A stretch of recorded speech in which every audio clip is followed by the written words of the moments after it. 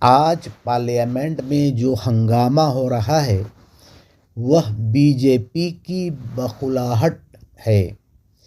B J پی سرکار تو بنا لی ہے مگر وہ اپنی مرضی کا بل پارلیمنٹ میں پاس نہیں کرا پا رہی ہے، جس کے رد عمل میں بی جے پی یہ حرکت کر رہی ہے۔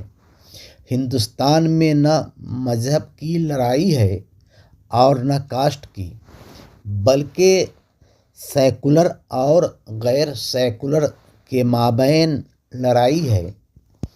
بی جے پی سیکولرزم ختم کرنا چاہتی ہے۔ ہم سب لوگوں پر لازم ہے کہ ہم سیکولرزم کی حفاظت کریں تاکہ ہمارا ہندوستان ایک خوبصورت دیش بن سکے۔